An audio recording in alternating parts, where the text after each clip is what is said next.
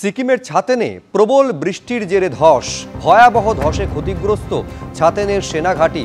উদ্ধার কাজ চালাচ্ছে ভারতীয় সেনাবাহিনী। আহত অবস্থায় উদ্ধার করা হয়েছে 4 জন জওয়ানকে। ধসে মৃত 3 জনের দেহ উদ্ধার করা হয়েছে।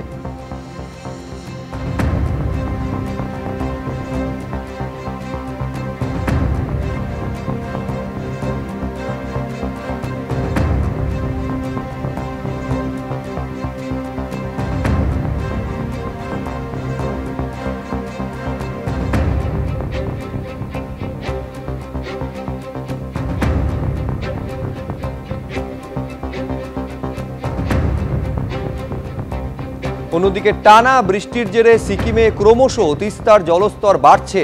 জলের চাপে ক্ষতিগ্রস্ত হয়েছে পিদাং বেইলি ব্রিজ। মাঙ্গান থেকে চুংথাং যাতায়াতের ক্ষেত্রে খুবই গুরুত্বপূর্ণ এই ব্রিজ।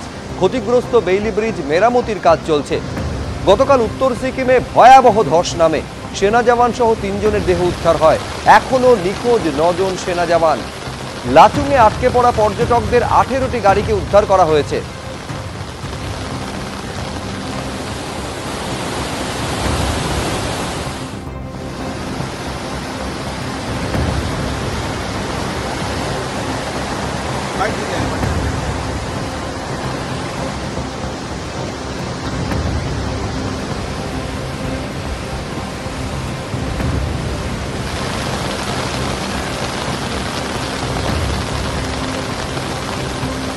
ভয়াবহ ধসে আপনারা জানেন যে ক্ষতিগ্রস্ত হয়েছে ছাতেনের সেনাঘাঁটি। উদ্ধার কাজ চালাচ্ছে ভারতীয় সেনাবাহিনী।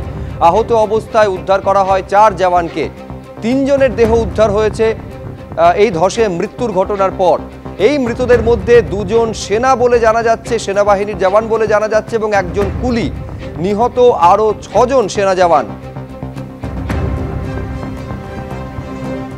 বারাসতে টেট উত্তীর্ণদের মিছিল, 2022-এ টেট উত্তীর্ণদের মিছিল। এই ছবি আপনারা দেখতে পাচ্ছেন। বারাসত স্টেশন থেকে জেলা প্রাথমিক শিক্ষা সংসদের অফিস পর্যন্ত মিছিল। প্রায় 50,000 টেট উত্তীর্ণ চাকরি হয়নি বলে অভিযোগ।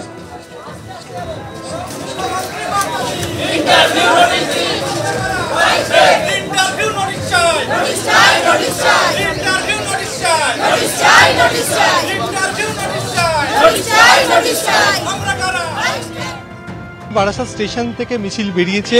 2022 সালে যারা টেট উত্তীর্ণ হয়েছে, 50,000-এরও বেশি শূন্য পদ রয়েছে, তাদের নিয়োগের দাবিতে জেলা প্রাথমিক শিক্ষা সংসদ পর্যন্ত মিছিল করবে। ক্যামেরাম্যান অভিজিৎ দত্ত তোমাকে মিছিলটা দেখাচ্ছে যে মিছিল ক্রমশ এগিয়ে যাচ্ছে এবং বারাসাত আদালত পেরিয়ে জেলা প্রাথমিক শিক্ষা সংসদের দিকে এগিয়ে যাচ্ছে। টেট পাস করে 2.5 বছর ধরে রাস্তায় বসে আমরা নিয়োগের দাবিতে, নিয়োগ বিজ্ঞপ্তি প্রকাশের দাবিতে রাস্তায় নামছি, শূন্যপদ চাইছি। আজকের কর্মসূচি হচ্ছে ইন্টারভিউ নোটিশ কবে দেওয়া হচ্ছে, আর উত্তর 24 পরগনা জেলায় প্রাথমিক শিক্ষক কত ভ্যাকান্সি আছে এটা আমাদেরকে আজকে জানাতে হবে, না হলে এখান থেকে আমরা উঠবো না। মুখ্যমন্ত্রী বার্তা দিন, ইন্টারভিউ নোটিশ দিন, তাই সংগ্রাম চলছে, চলবে।